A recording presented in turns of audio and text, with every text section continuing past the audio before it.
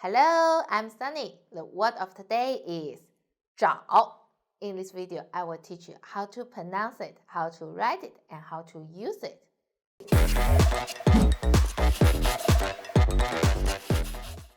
First, let's read together. 我们一起读。找，嗷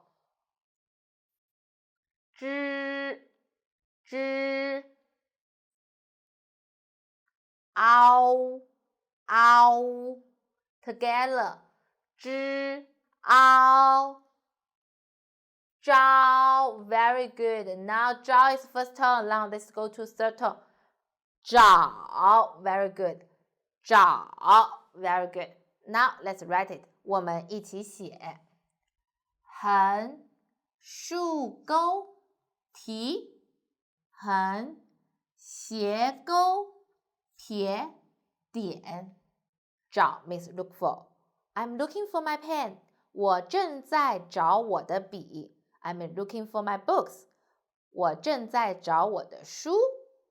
Okay, let's all. If you like today's video, please like and share it to your friends. Thanks for watching. See you next time. Bye bye.